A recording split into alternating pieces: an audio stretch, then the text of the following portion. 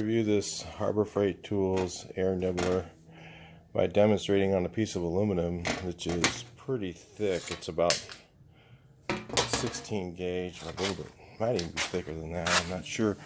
But I've already did a sample cut in it, and it seems to cut through it pretty well.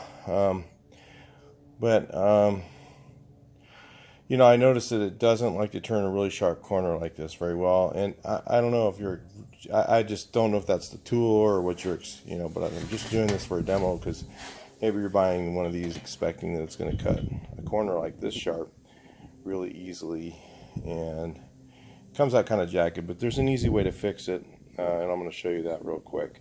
So I'll do this demo real quick. So far the tool seems alright. You know, it does use a lot of air, so you're going to have to stop a lot and let your compressor catch up. If you have a 5 horsepower 60 gallon compressor, you're still going to need to stop and let it catch up. Alright, so I got you guys kind of upside down. Hopefully it doesn't bounce too much when I'm doing this, but you can kind of see what I'm doing right here, and you'll hear the compressor kick on after about a few seconds of doing this. So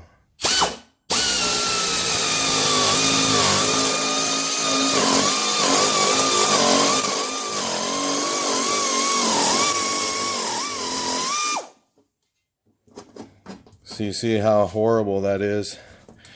It doesn't really want to turn corners for this type of thing. I'm just trying, can't even get it out of here.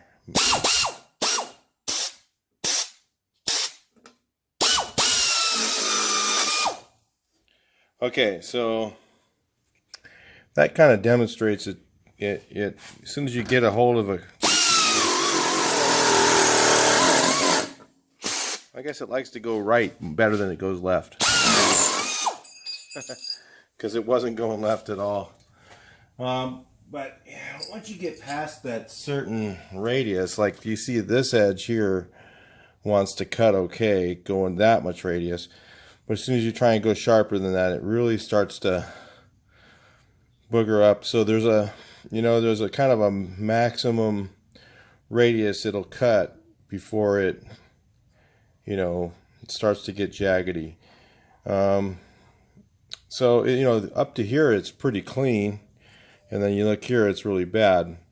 Now, if you're trying to cut something really sharp, you might want to just kind of outline it a little bit further, and then to get the same results, you can just use this to finish your shaping. So you can use your what's it called here, one of these flapper wheels, and it shapes that aluminum really nice, and you can really do a good job. In fact, I made this little piece. I'll show you real quick. So I actually made this by using the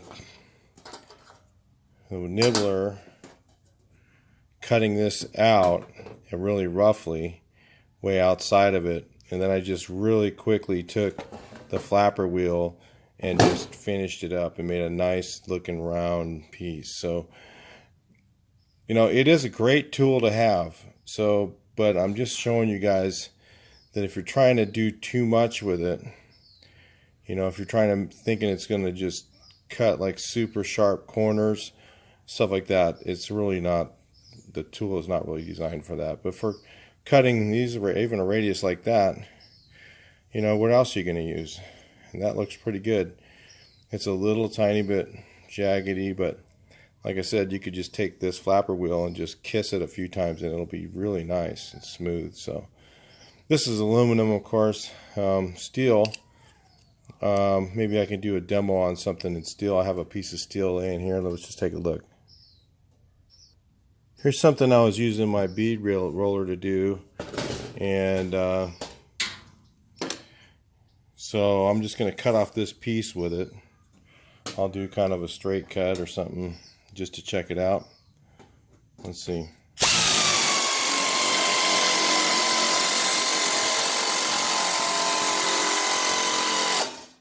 Now, when you're cutting straight with it, it's fine. Look at that. It actually likes the steel a little bit better than the aluminum. Let's see if it turns a corner. Make sure it's in there the right way. It's got to be in between the two grooves there.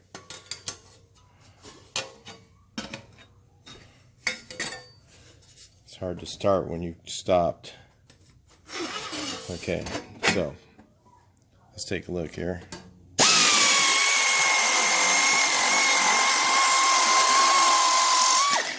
You notice it gets a little jaggedy when you get the hard corners. So, I mean, again, you can clean that up really easily. You know, what else are you going to get that kind of a cut with? You know, so to get more sharp corners, you're going to have to do a little bit of cleanup work. Expect that. If that's your, you know, I don't know if it's just the tool or if it's just the way it works, but I would definitely say that, you know, you're going to have to do some cleanup work on all your stuff. But that would be a whole lot easier than trying to straighten out something you're doing with shears, because shears are just going to bend this thing all over the place. So anyway, just thought I'd just throw that out there and let you guys see some different demo work with it. So anyway, that's it for the air nibbler. I think it's great. The price is really good compared to everybody else's. It's definitely a metalwork must-have. If you're going to Harbor Freight Tools, you want to grab one. I'll talk to you in the next video. I don't know how long it's going to last, but I'm sure it'll last long enough to at least get my $27 back. Talk to you in the next video. Please like and subscribe.